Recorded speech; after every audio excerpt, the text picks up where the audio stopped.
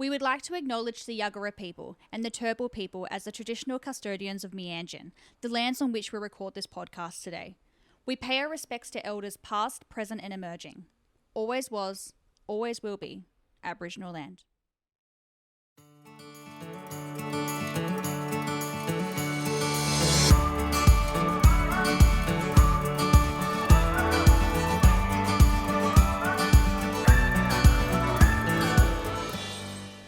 All right. Hello, everybody, and welcome to another episode of For the Health of It podcast, a podcast made for healthcare professionals by a nurse on the inside. So my name is Jess Tully, and I am the Brand Ambassador of Healthcare Australia, but also a registered nurse. And this is a very, very interesting and exciting interview for me personally as a medical professional. So I've got an awesome guy. He's pretty awesome, I feel, named Brett. Now, Brett started his day like any other day, and he decided to end his day with what he loved best, and that's going for a surf, hitting the ocean, catching some waves with his best mate, Joel. And unfortunately, the day was not like any other day because something pretty horrific happened, and it was every surfer's worst nightmare. So welcome to the podcast, Brett. I want to just chat with you about not only that day, but what was your life like before, I guess, that horrific day? What were you doing? What were you doing on that particular day? Were you coming home from work? Because it was a day like no other. It was, and by the way, great intro. I love the storytelling that's gone into it already. It's you're right. It was just an average day for me, except for the fact that it kind of wasn't in a way. I always think it's interesting when everyone looks back at that day and they're like, oh, were there any signs that this day was going to be different? And I'm like, through the lens of what has happened, it's easy to look back and be like, oh, maybe that was a sign, maybe this was a sign. But the way that I kind of landed on it was to think about it as though it was just an average day, that something very unaverage happened in. So like that day for me, I mean, I could easily look back at it and say the fact that I woke up to a phone call from my boss at 2 a.m. saying that the surf shop that I worked in at the time had been broken into was a sign that it wasn't going to be an average day. But this is just one of these things that happens from time to time. So like my day was kind of just spent dealing with the break-in. So I spent a lot of time talking to doctors, talking to the police officers, and doing the thing like just cleaning glass out of the shop and kind of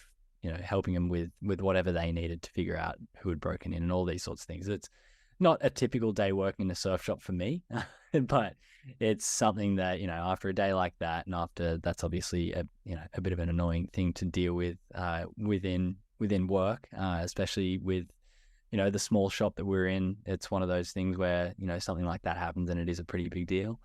Yeah, so, absolutely. So I spent the day dealing with that. And the reason I had decided to go for a surf that afternoon is because I was like, okay, after this day, I need to kind of do something to wash that off and to make me feel a little bit better and to try and turn it around as best as I can. And for me, something that has always worked in order to do that is the thing that I've always loved doing the most, which is surfing. So that's kind of what took me to the beach that afternoon. It's what I'd usually do, and that day was no different as far as how I would usually try and decompress. So I had decided, as soon as I left work, I was like, it doesn't matter what the waves are going to be like. I'm just going to get in the water and have a surf. And as I was driving home, I was trying to figure out who I could call to come with. And first person I call is actually my good friend, Nick. And he doesn't answer because he's actually headed straight home after work because he's got things to do there. So next port of call is another friend of mine, Joel. So I just kind of go through people until I find someone to surf with. And Joel was the person that answered that had agreed to come with. So organized the surf with him that afternoon. And that was kind of how the afternoon sets up, I guess. Like it's one of those things where, when you're planning on going for a surf and, it's you've dealt with this other thing during the day, it doesn't feel, like there's that much different. Like you kind of just almost on autopilot at that time, just going towards this thing that is going to make you feel a little bit better. And that's kind of where I was at that time. Yeah. And then next minute. Yes. Yeah. Because I remember you saying in some interviews that you had a bit of not an average day, but it was a bit of a meh day, and you were trying to go for a surf to cheer yourself up. So I mean, what are the chances? You try and do something to, lift your spirits and turn a bad day into a positive, and then it turns into a very, very, very bad day. Um, I'm going to be asking the generic questions during this interview that you get asked all the time, but I've got some other ones as well. But obviously, people are clicking on this episode because they all want to know, like, oh my God, what happened? Did you have a sixth sense? Like, did you know the shark was coming for you? Like, it's all those standard questions you get asked, right? So, guys, if you listen to his documentary, Attacking Life, you can actually hear everything. But I'll run through it. So, you've gone into the water, you're having a great time with Joel, you're catching some epic waves. You kind of at that point where you're like, okay, it's getting the sun's going down, we need to get in, let's just maybe catch one or two more waves. You were just sitting there by yourself, and then what happened? Yeah, so the reason I was sitting there by myself, despite the fact that I was surfing with Joel, is he'd actually just caught a wave. So, I'd watched him catch this wave, and he got it all the way down to the end of the lineup. So he was probably like 150 meters away, and I was just sitting there waiting for him to come back, because we'd had a fair bit of time out there to chat and talk about the breaking and all those sorts of things. And as I was sitting there waiting for him to paddle back out, I was kind of just reflecting on the day, and the thought that I was having at that time was, despite how bad the day has been, at least I've been able to do something to, try and turn it around. And I was feeling a little bit better. And it was as I was having that thought that I get struck from my right side by something with an immense amount of force. And the power of this, I've always found it difficult to describe what it feels like. And I was never a good footy player playing, like when I was growing up. I was always very small, and they'd always put me out on the wing somewhere where I wouldn't get tackled. But it felt like one of those tackles, like just one of those things where there's like one of those bigger kids that you play against when you're younger, hitting you really hard. And like for me, I just get thrown so far off my board, like launched off my board almost. And I land in the water, and before I can even look around and figure out what had hit me and where it came from or anything like that, I look down and there's a shark biting me on the left leg. And for me, this is that moment when you look down and you realize what is happening. It's almost like everything kind of just immediately freezes as you get hit with the impact of the situation. It's one of those things where you immediately feel almost time slowing down to the point of stopping. And it's a strange sensation to try and describe. And I know there's other people who have been through their own incidents, whether it be, like a car accident or something like that, where they do describe this same feeling of time slowing down. And that for me is where I think all of my other senses kind of perk up, and I can start to take in all of these like really fine details of what's actually happening in front of me. Because although, I say time slowed down to the point of stopping, I think for me that next probably 5 seconds felt like it lasted about 5 minutes. And there's so many small details within that 5 seconds that I can recall, and that it's imprinted on my memory. And like I always point out, the main things that I could take in that moment were the feel of the shark's skin, which was incredibly rough. I could realize that there was no sound at all. So there was no, like I couldn't hear myself screaming, which I later found out that's how Joel figured out what was happening. You could hear me screaming, but I was not registering this sound. I couldn't even hear the water splashing around, or anything like that. So there was just this strange silence. There was like nothing going on there. And then there's obviously the visual as well. So I'm looking at this shark, and I think there's a realization as you're staring this thing in the eye, and you kind of feel so small and insignificant in comparison to this creature, because you realize in that moment that, you're not going to be able to argue with this thing. You're not going to be able to reason with it. You're not going to be able to tell it to stop. And it's that feeling that you mentioned earlier in the intro. It's that your worst nightmares are that's happening, like it's in front of you. And there's just this incredible sinking feeling that you feel so helpless and so powerless in that moment, especially, when it does clock that it's a shark, and that, as a human, we're very, very overmatched or undermatched, I guess, when it comes to trying to battle with a shark in that situation. So there's this strange sensation throughout that time when I'm taking all this information and trying to figure out, what I can do. And I always say, I don't think I made any conscious decisions from that point forward. There was almost just like this flow on of effects, like one thing just happening after another. And it wasn't because I was saying, oh, I'll try this, or I'll try that, or I'll do this. There were just things that happened. And I think that goes to speak to the instinct that it's obviously fight, flight, and freeze that's happening in that moment, which is an instinct-based response. But it's just like for me, the action sequence kind of goes like after I freeze, I try and do what everyone says you should try and do, which is try and punch the shark, which fails because you can't punch through water. It's incredibly difficult to do. A lot of people discount that when you're thinking about getting attacked by a shark.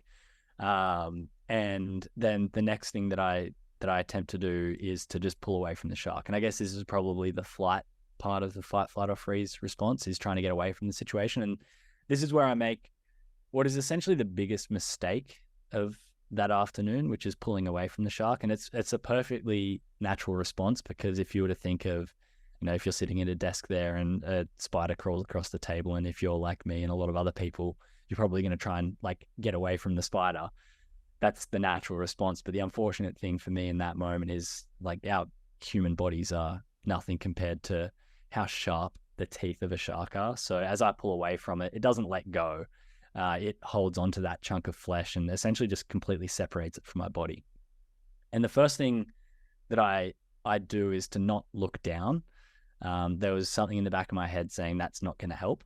And plus, despite what had just happened, I realized that this is kind of my window of escape. So I just put my head down and start swimming towards the beach. And I swim as hard as I can. I only get about 20 meters further in, and I had this thought come over me, which is terrifying. And the thought is, I wonder if this thing's going to come back a second time. And that is a terrifying thought to have. And I think the only thing more terrifying than that thought is looking over your shoulder to see it approaching again. And luckily I have enough of a reaction to put my hands out to try and stop it. And there's this second moment, which kind of takes me back to that same feeling as the first one, where I see the shark biting me for the first time. But there's this moment where my arms are outstretched, my hands are like on the nose of the shark as it's pushing me through the water. And there's this feeling of like, am I ever going to actually get away from this thing? Like, I've already given up so much to get away from it once. Like, what am I going to have to give up to get away from it a second time? And that for me is one of the most insignificant moments of my life as far as how big I've felt. Like, I've felt like I've been a speck of dust compared to the size and the strength and the power of this thing, especially, just how helpless you feel in that moment. So luckily, as I'm, trying to hold it at arm's length, I see this wave approaching, and, the next action that I instinctively decide to take is when the wave hits us, I try and push the shark to one side. And luckily the wave has enough power that it kind of separates us quite a bit underwater. It pushes me into the beach quite a lot.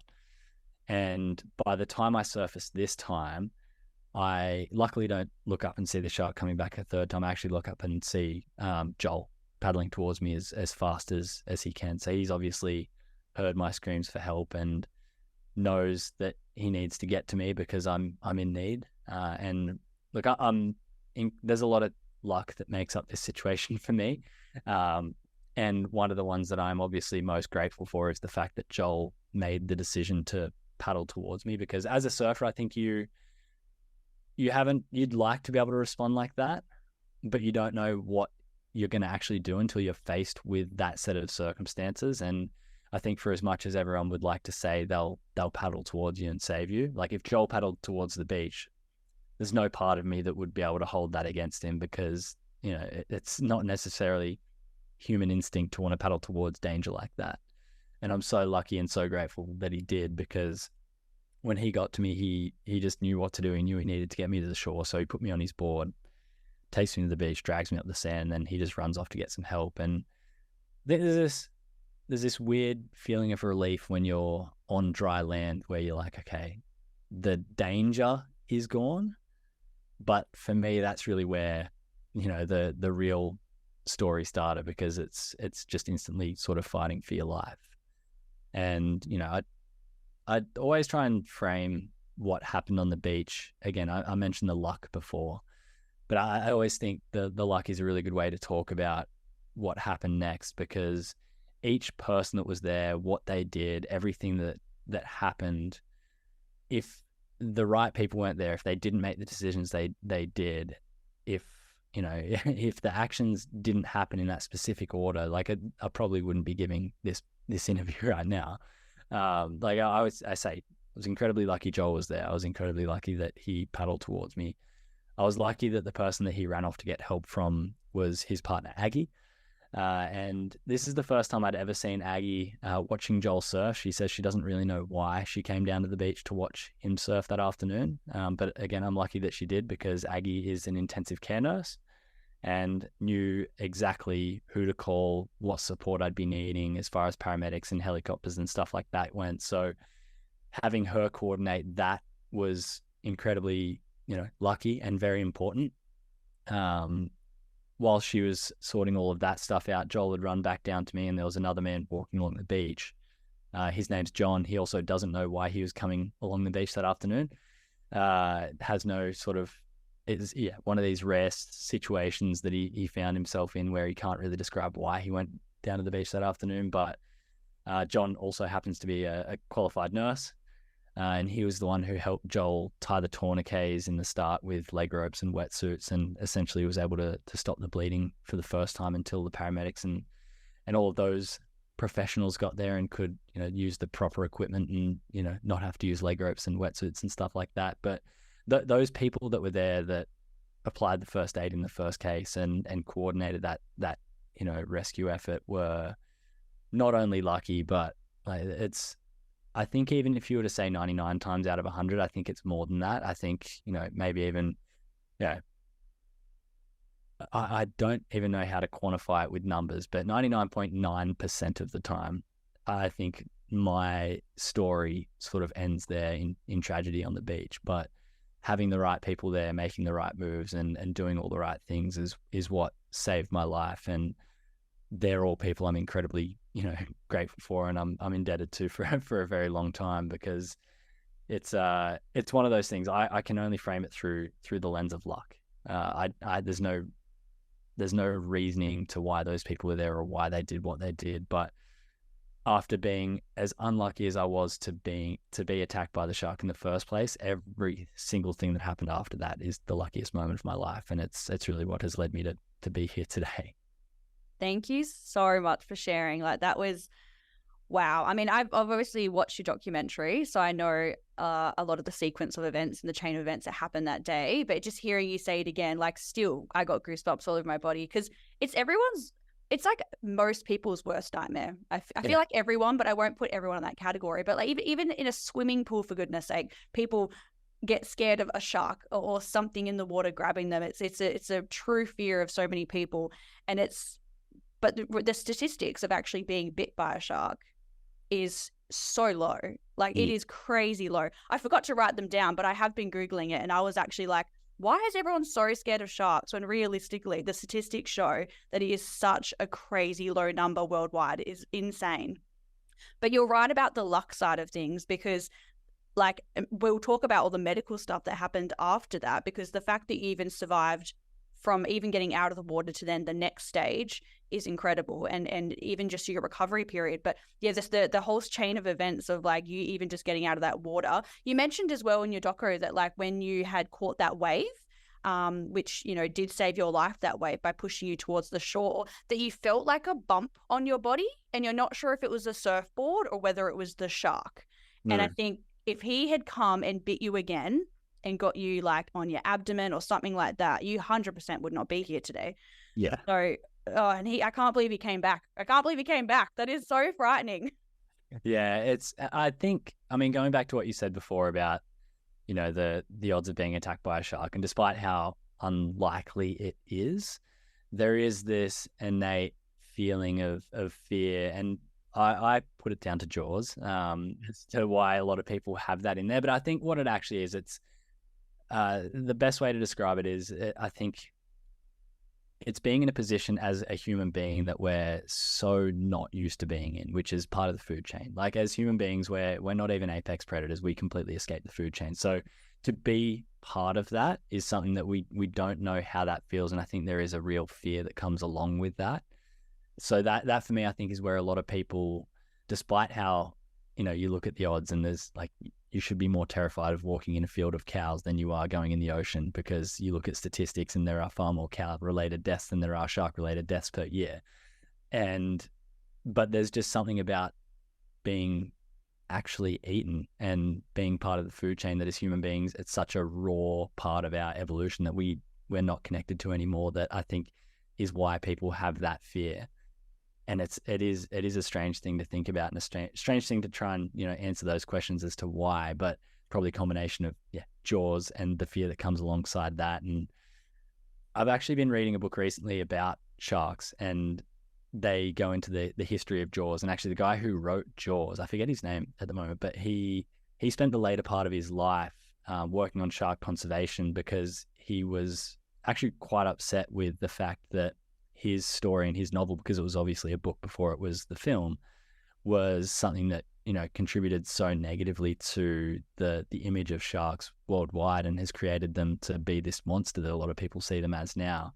And he felt so bad that he spent such a large part of his life in the back end of it trying to focus more on shark conservation, which I think is quite an interesting perspective to look at from someone who was essentially responsible for the way that everyone looks at sharks now. Heavy for him to have to go through, for sure. But it is true. Jaws is a massive part of that, 100%. Like, I watched Jaws as a, young child. I think I'm getting really old now, but as a young child, I watched Jaws, and I've always had that horrible fear. But I've got such a fascination with the creatures too. Like, I went to Port Lincoln to do a nursing contract, and I went there specifically to shark cage dive, because it's the only spot in Australia to do it. And the guy that created the shark cage dive in Port Lincoln actually was attacked. I think it was the 1960s. And he had horrific injuries, and he survived. He was spearfishing. And I love that, he's not even like afraid of sharks anymore. He's in there in cages and creating like a positive view around sharks, being like, you can see them up close, and they're not dangerous. Like, you can't have that perception of them. And being in the cage with them, they were actually quite majestic underwater. They were just doing their thing, and they're actually quite beautiful to watch. They're incredible. Not the situation you had though. As a surfer as well, because I'm not a surfer myself, is it like a normal thing to always go with a buddy, just in case there's accidents or something like that? Or was it more of you just wanted your bro there just to like have a chat? Yeah, everyone's different when it comes to who you choose to surf with. A lot of the times, there's a good chance if you go surfing, there will be other people out in the water anyway. Because surfing for me has always been a combination of something that I've enjoyed to do, something that's been competitive, but it's always been a way of coping for me. And a part of that is because it's where all of my friends are. It's always natural for me to talk to my friends when I go for a surf. So it would always be normal for me to actually send a message or try and call someone to go for a surf anyway, because it's part of my social connection. So yeah, it's fairly normal for me. It's not always the case with everyone that you talk to. And like, I still would spend quite a bit of time surfing by myself, because you can't always, have someone who's got a spare couple of hours to go jump in the water. So there's still plenty of times you'll go surfing by yourself. And for me, before the attack, it was never really a conscious thing that I looked at as far as, having a buddy in the water in case something went wrong. But it's not until something goes wrong that you realize how important it is to have someone there as a backup. Because, if you're stuck on the beach and you don't have that help or support, no matter what it is, obviously a shark attacks at the severe end of the spectrum, but, I've broken my ankle surfing before at the same beach, at Bombo Beach. And not that it's a cursed beach or anything like that. It's a great beach. I think everyone should enjoy spending time there, but I was surfing by myself that day, and just trying to walk up to my car with a broken ankle was a terrible experience. So now I'm much more likely to message someone, knowing how important it is to have that person, just in case. You never know. Yeah. And nurses, go for walks along the beach, because people might need you as well. Exactly. FYI. Yes. So the train of events, you're on the beach, okay? I'm guessing a sense of full relief that you can feel that sand under your body. But then obviously the next part of your journey is about to begin. A lot of frantic, stuff going around you. Were you going in and out of consciousness, or were you actually awake for this whole period? I was conscious right up until I got into the helicopter. So yeah, I was aware of everything up until that. There was periods where I was kind of fading a little bit, but yeah, I'm still aware of everything that happened up until the helicopter, which that was mainly just due to painkillers that I went out of consciousness. I saw what you got given. No wonder you were on another level just there. So yeah. I'll go through, because Brett actually sent me his medical records, which was, I'm so honored that you trusted me with this information. It was so awesome as a healthcare professional to read this. I found it extremely fascinating. I've got little highlighted bits everywhere. But your actual triage information, so like the bat phone will call when there's like a real serious emergency in a hospital to give them a heads up so they can start getting things ready for the patient, whether it's a trauma, whatever it is, an accident. And yours was a category 1, which is the most severe category, to say, this is a life or death situation, which yours was. And it said shark bite. Your blood pressure was 60 systolic over 40. Now, for healthcare professionals to hear that, they would just be going, oh, because it's just, that's showing you that you've lost so much blood. You've lost so much of your fluid. And actually just surfing already, you're going to be losing so much of your fluid because you're dehydrating yourself because you're being so active, and surfing is such an active sport. So having that blood pressure is a very scary thing. But it says that you had given 2 units of blood en route. So, the paramedics had actually organized that. So that is another chain of events that had, with the whole luck side of things, because if you were in a more of a rural town, they wouldn't have blood. 100% no. And some hospitals don't even have blood. It's only, bigger hospitals that even have that. So the fact that you were able to get that blood in you very quickly after that attack was just, you are so very lucky. But yeah, you did get 60 milligrams of ketamine. So that's probably why you were on another planet. And you do talk in your doco about some wild, really crazy dreams you were having in the helicopter, about your whole recovery process, but it hadn't even started yet. You were still in the helicopter. That was definitely a very strange experience to kind of go through that whole recovery almost. And it very much felt like a dream when I was going through it, but almost kind of picturing what each of the stages was supposed to look like. It was just a strange thing, only to wake up in hospital and feel like you've got to do it all again. It was strange, but I guess that's what 60 milligrams of ketamine will do to you, right? Yeah, I mean, it's actually a horse tranquilizer. That's what it was originally used for. It's heavy stuff. When I give ketamine to a patient, I have to close the curtains. I have to use my soothing yoga voice. I'm like, you're in a safe area, and then I'll give it to them because people trip out on that stuff. So, yeah, I mean, did pain hit you then, or were you like not feeling any pain at this point because you had so much adrenaline and drugs gone board? Pain wise, there were a couple different stages. There was so much adrenaline at the start that I didn't have any pain until I got to the beach, and until Joel and John and Aggie were all around me helping. And at that stage, there was no pain in my leg. It was actually pain in my stomach. So I was actually getting them to check if I had been bitten there, because I just didn't know at that stage because so much had happened in such a short amount of time. I found out later, and you're probably someone that would know about this, that pain was actually my organs starting to shut down due to blood loss, which goes to show how much blood I'd lost at that sort of stage. So that was the only pain I had up until then. So it was almost like these intense pains and cramps within my stomach, but nothing in the leg. It was kind of mainly concentrated around there. But as time went on, then I guess that pain sort of closer to the leg starts to take over a little bit when you bring your awareness there. And I didn't look down at any stage on the beach.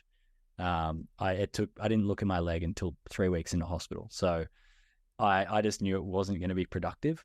And I think perhaps not knowing the extent of how bad it was didn't allow my brain to register the pain that could have been there. Yeah. So I think that's something that could have helped quite a lot. But yeah, the pain scale, like I start a lot of my my presentations when I'm speaking with a bit of a frequently asked questions, and one of the most common questions I get asked is, did it hurt? And I always say, no, it doesn't hurt to be attacked by a shark, because there really was no pain for quite a long time, which is a strange thing for a lot of people to reason with. But I guess there's a lot of other things going on in that situation that kind of takes your awareness and things away from what could be perceived as pain. Absolutely, for sure. Oh, it's just a wild story, honestly. It's crazy what you have been through, because I'm going to go through the next section now, and this is, to me, is what just blew my mind. Now, you went through an ambulance, and obviously your friend had told them you need a helicopter, so that is so incredible that she had that knowledge to alert them, because that also is that whole chain of events with the luck. So you got a helicopter to a trauma center, which is like if you're going to have something like this happen, being at a trauma center is what is going to save your life. As I said, like I actually work in a lot of regional, rural, remote towns. And this is where if things like this happen there, people will not survive because they don't have the things that trauma hospitals have. So they got that back call. They had everything prepared, and they had already contacted the general surgical fellow, a vascular on-call doctor, orthopedics, and plastics. So they had called every single person that needed to be within your care and every single specialty. And having a specialty doctor and surgeon is what you needed. So you were so, so lucky. You then, by the time you actually arrived at the trauma center, you'd had 3 units of blood as well as 2 liters of fluid, which just shows how much loss you had had. And you had injuries to your hand as well. You had hand and your leg. So you were missing 3/4 of your thigh, which is just, I know that later on someone had brought the word amputation into your mind, but obviously you hadn't looked down, so you didn't even realize that was a possibility. But reading this, it's a huge possibility where you're like, this guy's going to lose his leg 100%. But the chain of events of you getting that particular vascular surgeon and having all this is just incredible. Your blood pressure had only gone up to 80/60, which is a tiny increase. So having a patient arrive with that, you were pale, diaphoretic, your heart rate was through the roof. You were extremely cold because you'd been in the water, you'd been laying on a beach. So you were freezing cold, which isn't going to help your organs. So that whole, just reading all that was just like crazy for me. And then I've written down the back call was at 7 p.m. They had written their notes by 9:20. By 9:40, all those doctors had been called and were there. And you were actually in the operating theatre by 11:15 p.m. So if you were bit at 7 and you were 11:15 p.m. in theatre, you're a lucky man. Yeah, it's funny. Like I talk about a lot of the luck that, the average person who doesn't have all the insight into, reading through the document that you've got in front of you there and being able to understand it and know what all those timelines mean. And it's fun. I always find it fascinating talking to people who are either nurses or in, in any sort of medical area with that expertise. They look at it through a different lens where, like, I can say, yeah, it was great to have these doctors here. It's good that Joel was here. But when people look at, that raw data behind, things like blood pressure and just some of the things that, as you've said, have been incredibly lucky to me and helping me survive that. I always find it fascinating and interesting to hear it from that perspective, because it's not one that I often have to focus on too much, because there's not a lot of people that can understand it from that point of view. But it's nice to know that you can appreciate the medical and numerical side of things that a lot of people kind of overlook. Well, trust me, you are so lucky. Like, if you had waited until midnight to get blood after losing that much volume, like you wouldn't have survived, you would have just arrested. Like, reading it all and looking at the timestamp, like just even what happened in the water and then coming out and then looking at all this time stamping, I'm just like, wow. That's why I was so grateful that you sent me these medical records. It's pretty amazing. And I also credit to that hospital, because they even got social work involved, because they knew that you needed, so much rehab. You have your family, you've got your friends, you need some mental health input. Like, there's so much that happens, and you have to look at the patient holistically and look at everything. You're not just focusing on their medical care, you're focusing on everything of that individual from the moment they get to that hospital. And they'd already called a social worker in, and they'd done such a thorough note. They'd helped with the media, they'd helped with your parents, they'd helped with everything. And huge credit to that hospital. I think what they have done with your care was brilliant, like so brilliant. And the way they wrote their notes as well was just fantastic. So you went straight into theatre. You had a full washout of your thigh, just to figure out what the injuries were and to whether if there was any major arteries that had been severed. And you had no major arteries severed, which I don't even understand how, because 3/4 of your thigh was missing. So yeah, wow. I'm not sure if it's in the notes there, or I can't even recall who said this, but they were saying the wound is 2 millimeters away from the femoral artery, which where the bite is, and you know what 3/4 can look like. And the fact that there'd been no arteries severed is Crazy. Like if that had happened, like you'll understand that I probably wouldn't have even made it to the beach. You wouldn't have. No, you might have made it maybe to the helicopter, but like not beyond that. No way. If they had gotten your artery. So the fact that you had that much blood loss with just all the other, bits and bops ripped out, is another huge part of your luck as well. So, they've gone in, they've cleaned it out. Now, obviously, contamination wise as well, you've got sand plus everywhere. So they had to use 15 liters of fluid to clean out and make sure that is as sterile and as clean as possible. So they have done such a great job with that. And they got to assess, what's been damaged, what's not been damaged. And then they sent you to ICU, and then they kind of came up with a reconstructive plan straight away. They knew your age. You were 22 at the time. And they obviously knew this guy needs his leg. He's got a whole life ahead of him. We need to figure out a plan. When I was in hospital, I wasn't really too aware of who was doing what and what all of that was about, because another part of that, like my mum was basically the person who was having those conversations and kind of had the relationships with those people. And, despite her best efforts and all meaning well in these conversations when they were figuring out what they could do, like I know some of her ideas, let's say. One of them was she asked if they could grow a new quad in a petri dish, which they said is not going to be possible. And she also asked if it was possible for my dad's quad to be transplanted into my leg, which it's a great idea, but I don't know how much that would have helped my dad. I can just envision the doctors just being like, no. Yeah, we're not there yeah. yet. Maybe, Yes. I mean, hey, maybe in 50 years, but not just yet. Yeah, not just. In terms of the surgery that you did have, it's pretty extraordinary, and it's not really done very often. No. So the procedure that you had, the way I've seen this particular surgery is with women who have had breast cancer, and they've had mastectomies before. So they've lost all that tissue because the breast has been removed. So you had your tissue on your back actually transported and taken off, and all those muscles there, and put onto your quad, and that's a latissimus dorsi flap, it's called. And I've only ever seen it, with women with breast surgery. So when I saw that that's what you had done, I was like, oh my God, that's genius. Like, that's actually so good. And I didn't know that it would be responsive to putting on a different part of your body.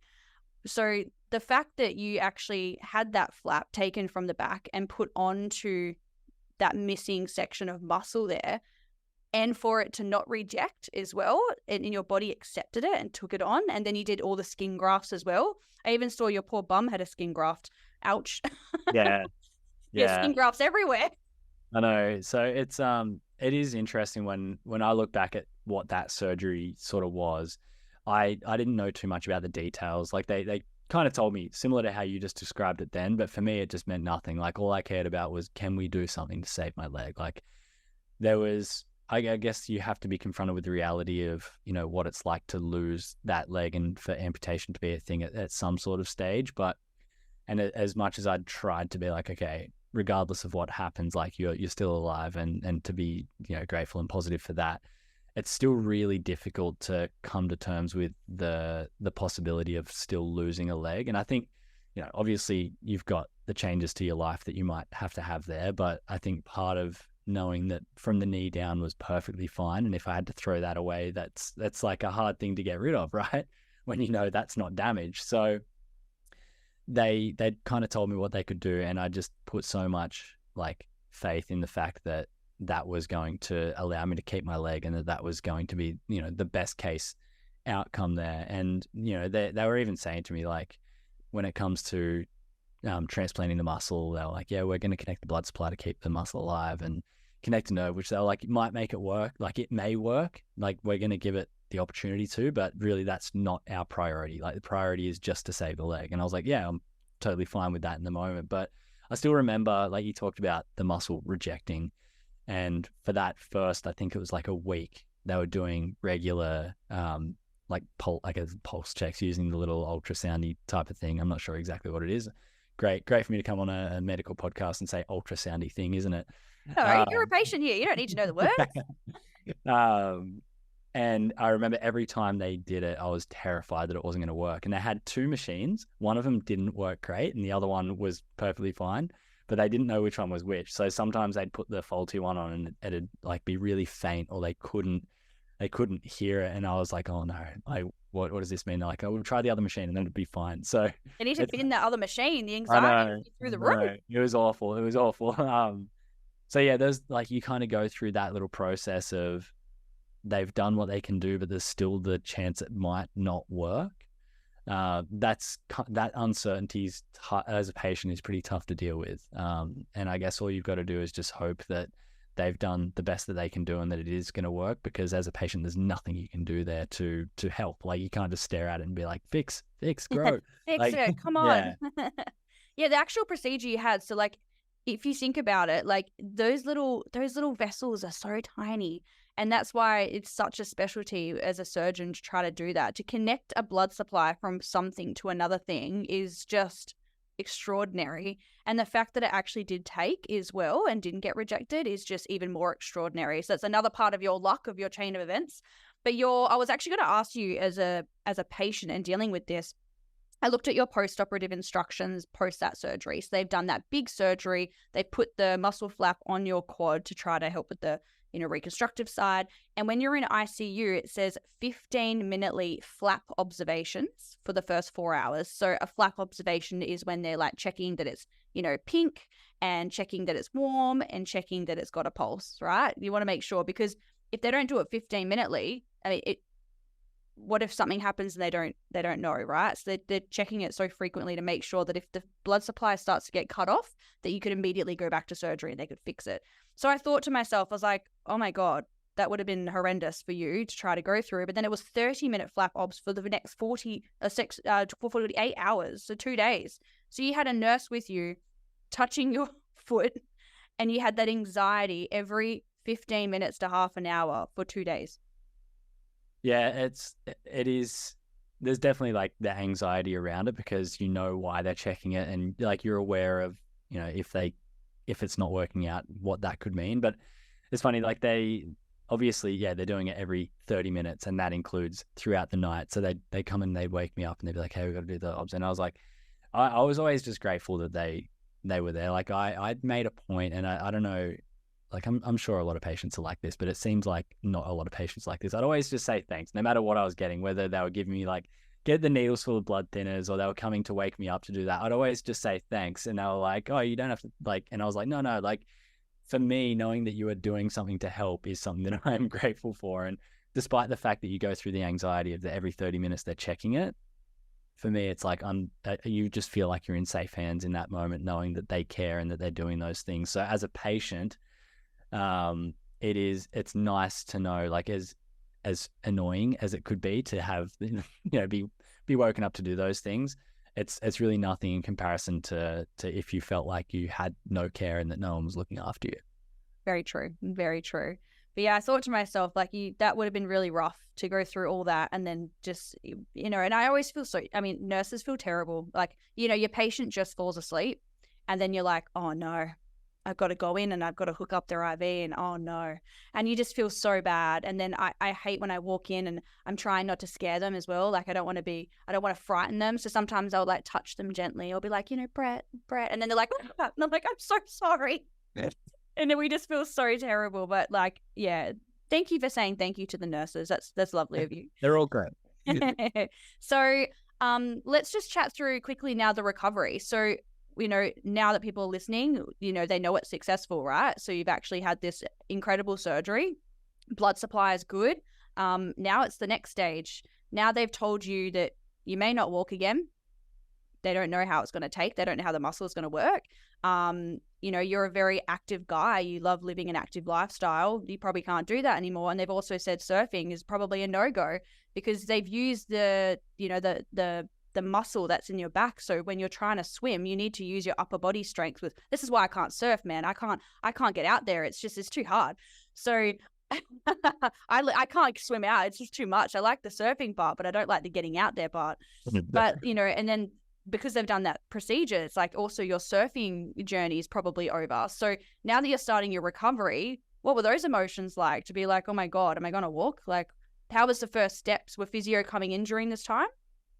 Yeah, so obviously after the operation, you spend quite a bit of time where you can't do anything. It's mainly just like lay there and try and heal. So there's a huge period of inactivity where you can't do a lot, and they're really difficult times to kind of go through, because that's when I was kind of dealing with those things that you just mentioned there. Wondering if I was going to be able to walk again, and trying to reason with what life was potentially going to look like without surfing, because for me surfing was everything that I had. So there's this feeling where you're dealing with, despite the fact that you're alive, they've been able to save your leg, and there's a lot of positives there. There's this overwhelming feeling where you're not sure what life is supposed to mean for you, because the thing that makes you who you are is maybe not going to be a part of your life anymore. So I think the hardest thing about dealing with that in that time is that I couldn't put anything in my control to work on trying to get better, because it was just about laying there and healing. Like I couldn't go and do anything, and that's a tough place to be in. Oh yeah. It's that loss of control, I think, which is what I've struggled with quite a bit. So as soon as I was able to start doing even just small things, I made sure that I did everything and did almost probably more than what I needed. So like, even for example, when I was able to get up on my feet again for the first time when I was still in hospital, and this wasn't, it wasn't weight bearing or anything like that. It was just the ability to get up on one of those big walking frames and to, first of all, get to the bathroom, and then second of all, to get to the door of the room. And then there was kind of like each day there was a new checkpoint. So I'd go like bathroom, door, and then it'd be like down the corridor and back, and then it'd be like around the corner and back. And it just kept extending. So I'd do like a lap of the ward. And then there was one day where I literally spent a good couple of hours just shuffling around doing laps, because it was the only thing I felt like I could do that was in my control. And I think that for me was where I felt like, although that wasn't my rehab, it was just good to be able to do something that made me feel like I was putting, a bit of effort into whatever a recovery was going to be, rather than just laying there and, hoping for the best. So that was one side of things. Like I had a week in ICU all up, like that was split between like ICU and like the step down ICU. And then I had 3 weeks on a general ward. And then when I got moved into the rehab ward for the last week, that was where I started to make a little bit of progress. And it wasn't so like I still couldn't weight bear. I definitely couldn't bend my knee or anything like that. It was still very much let that heal, but I was able to start working on building a little bit of strength and a bit of just like usability in some of my other muscles, because even though at that point 4 weeks in hospital isn't, super long compared to what some people can spend in hospital. Like I remember it kind of hit me the first day I was given like a tub of yogurt to try and open. I didn't have the strength to peel the lid off. I just, like, my arms had atrophied that much in that short amount of time. So getting into rehab was a good point, because I could start to work on that. And like, it's only small steps, but it was good to be able to take those first steps forwards. And I guess rehab in hospitals, you'll be aware, is kind of like getting you to a point where you can be independent and you can go back home. And like that's a big moment to be able to like not walk out of hospital, but to leave hospital, and to go into a place where you're familiar, where, you have all of your friends there. You can go and, just be in somewhere which feels more comfortable, rather than being, like I always say, hospitals are obviously a terrible place to spend time in for many people, despite the fact that it's cold and the food's terrible. Like, it's a very lonely place. And I think being able to be back with those people that, that are a big part of your support was a massive step for me. But that was really the start of my recovery. It was when I left hospital. Yeah. And that's because I was able to link up with my physiotherapist, and he was someone that helped me massively be able to go through those next steps, as far as, ticking off those little boxes of being able to move my legs a little bit more and start to weight bear and to move around and start to work through those goals of walking again and trying to progress a little bit more, which was its own incredibly lengthy and difficult process. Very much so. So considering, 4 weeks in hospital, your upper body strength would have been like pretty strong, especially being a surfer. You guys have insane upper body strength. Considering that 1 month in hospital, you had lost so much of your muscle that you couldn't even open lids and stuff. That just shows, like, that moving around in hospital, healthcare workers and patients listen to this, you got to move around as much as you can and use your arms and all that jazz. So yeah, that's crazy that you had that much atrophy in 4 weeks. So your journey in total with your whole rehabilitation and stuff, was it around the 5-6 month marker before you were like then walking and then being more active again? So yeah, I have different sort of markers. I think after 2.5 months roughly, I was able to, that was at the point where I was kind of walking without any crutches or anything like that. And I was able to get around the house, and I could walk down the road and you know, do those basic things, which was nice. And I wasn't moving you know, fluidly at that stage, but I could get around, which was good. The best part about kind of that checkpoint was I could get back in my car and I could drive myself around because I was able to bend my knee a lot more. Oh, the independence. It was like, yeah, it was. And like, I love my mum, but she was the person that was driving me around everywhere. So anytime I needed to go and get coffee with my friends or whatever, she'd drop me off and pick me back. And just the ability to go and do stuff without having to rely on someone else, I think was a big step for me. So that was like 2.5 months, I'd say I'd regained pretty much all of my independence, which was great. After about 3.5 months, that was the point where I was able to go back to work. So spending all day on my feet, which is a good point. And then after 5 months, it's funny, like a lot of people say, how long was your recovery? And it's hard to put a time frame on it. These are just checkpoints. 5 months was my first surf back. Oh yeah, that's a good checkpoint. And that's obviously a huge one for me because you look at, you know, what I was told as far as what to expect with surfing and what it meant for me to get back in the water. That was massive. And surfing for me 5 months in, and that first surf back was nothing like the surfing that I was doing before, but it was such a big step. And there's so much pride and so much, you know, appreciation that I have when I look at, you know, that first surf back and knowing what it took to get to that point was such a huge moment for me. And I think there's something about when you are achieving these little goals and these checkpoints that I mentioned, and, you know, you're starting to realize the things that, you know, they were told to you that they weren't going to be possible. When you start to achieve those and you realize how far you might be able to push this, that's when you start to look forward, and it kind of just opens up this world of possibility as to what you might be able to achieve. And for me, that was massive in being able to be like, okay, although this is my first surf back and it's the biggest thing I think I could ever achieve in my life, it was kind of like, well, what next? And I kept pushing myself to try and achieve more. And a lot of it was very much surfing focused. But at that stage, when you're like, to be a good surfer, I wouldn't be able to do that without being somewhat athletic. So walking had progressed from walking to jogging to running.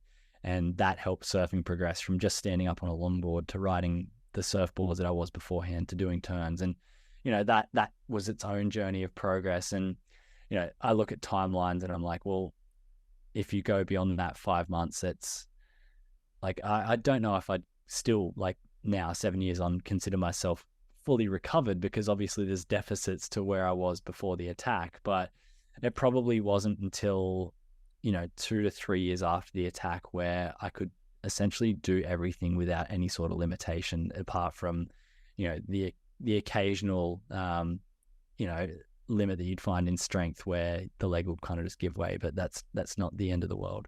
You kind of learn to live around that. Yeah, absolutely. First of all, your poor mum would have had a heart attack knowing you were going back on the water after 5 months. The poor anxiety of that woman, I tell you. Oh my goodness. Did you have any fear at all getting back in the ocean, or you were just completely just like so excited, so pumped to get back out there? Zero fear? Saying zero fear would be like probably an overstep. Like I would say, I think a lot of people would expect going in the ocean and the fear of sharks to be at the top of the list. But for me, the bigger fear was not, like, I didn't know what surfing was going to mean for me, despite the fact that I was going to be able to get back in the water and to surf. There was still this big comparison within me as to what I was going to be able to do that first surf back as opposed to what I was before. And I had to drop that comparison for me to be able to get back in the water. And the way I was able to drop that comparison was trying to look at things, you know, logically and say, look, this first surf isn't going to define what surfing means for you for the rest of your life. You can still keep moving forward and see what that means. And I think that looking at it logically in that way was the same way I looked at sharks. Mhm. I tried to look at it as logically as possible. And you look at the odds of being attacked by a shark, and we mentioned it all earlier in the pod anyway, as far as, other things we should be more afraid of. And, the people always tongue in cheek say, you've been attacked once, then what are the chances of it happening twice? And you say, look, I'd hope that it wouldn't happen again. You can never say it's zero, but you can look at the numbers. And for me, educating myself on sharks and looking at maybe some of the conditions or some of the things that went into the attack happening the day of my attack, whether it be water temperature or time of day, I looked at that in a very logical sort of way to try and overcome that fear, because I think that is probably the only way that you can deal with fear in a lot of different cases, is to look at things in a logical sense and to prepare yourself. Yeah. Like you're never going to be able to throw yourself into that situation and just hope it's going to all turn out well, because sometimes it might, but when it doesn't, then like that's a big moment that you're throwing yourself into. So I look at, logic and preparation as being a big thing that helped me not only overcome that fear of sharks, which again, it wasn't zero, but I was able to reason with at that point. But then also that other fear of not knowing what surfing was going to mean to me at that point, I think was a big thing to overcome. And it took a bit of time to work through all of that stuff, but that's all part of trauma, really, is kind of, it's the physical side of things is one thing, but it's obviously far more of a mental battle, and that's what takes time. Yeah, absolutely. I think people listening to this podcast as well can recognize your mindset, from the moment of the attack through your journey through post recovery. You've got a very good, logical, as you said, and very positive mindset. And there are dark times, obviously, but you state it. It's a thing that happens, but you've got a really great mindset. So this was 7 years ago. You've obviously been on this journey. Tell me a little bit about what you're doing now, because you're doing some pretty incredible things with your life right now post this attack, and it's to do with a lot of mindset and things like that. Run through that with me. Yeah, so I kind of arrived at a point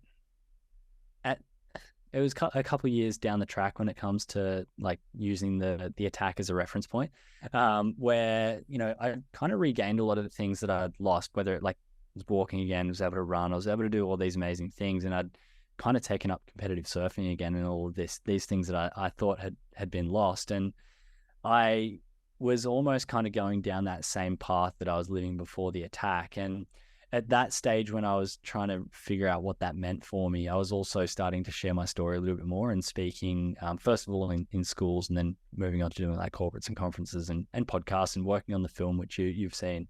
And I was kind of weighing up what both of these things meant to me. And I think one of the most difficult questions I've ever asked myself in my life was, did you really go through this whole experience just to become the person you were beforehand? Like kind of looking at that path I was traveling down of chasing that dream of becoming a professional surfer again. And I think when I looked at what this whole experience could mean for me, I don't think it was to become the person I was beforehand, because I looked at what I was doing with sharing the story and the impacts that was starting to have on other people. And that was something that gave me a lot more purpose, and it gave me something that I cared about, which is beyond just myself and my own, selfish desire of becoming a professional surfer. So when I looked at this other thing, I started to look at that as being something that meant a lot more to me. So that's something I've been doing a lot more in the last couple of years, is focusing more on the speaking and sharing the story. And obviously doing the film was a big part of that. And that's one side of the things that I care about these days that I do quite a lot, is sharing the story with the hopes of helping other people.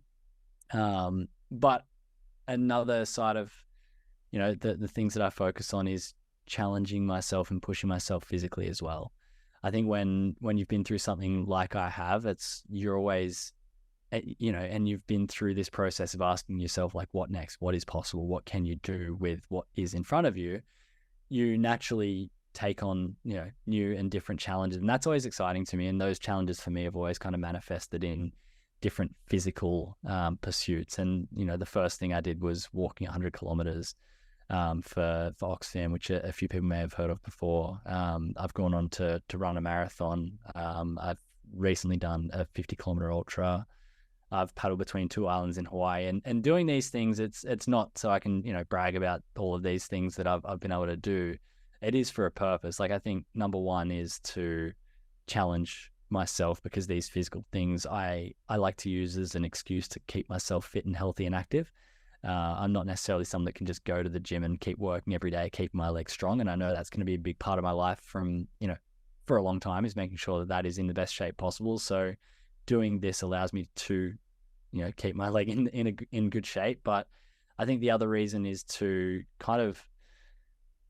for me, in a personal sense, is to test my own resilience. It's putting myself in that same position I was going through in the attack and the recovery, and having to use the same things that help me deal with the struggles there, but it's just in a far more controlled situation with these challenges that I do. But I think there's a lot of value that other people can take in seeing someone like myself who's been through what I've been through and has been able to work through that recovery to the point where I've not only been able to achieve some of the things that meant a lot to me in the start, such as walking again and surfing again, but seeing how far someone like that can push themselves.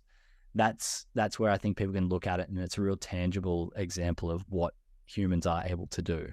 So that's something that I've always been a big believer in, is kind of, it's really showing people that the things that I talk about and the things that I believe in aren't just words. They are actions, and they are things that are very tangible. And I think when people can see that, they can then relate it to things that they've been able to achieve and do in their own lives. And it might not be, running 100 kilometers, but everyone has their own version of these things that they want to achieve in life that they might not want to do. But, and for me, that not wanting to do doesn't come from, the desire. It comes from not wanting to fail at it. And I think failure is a part of life. And the more we can kind of grapple with that being okay, and you'd rather give it a go and, deal with whatever that failure means if you do fail. But if you put yourself in a position to achieve it and you do, then you're only going to be better off because of that.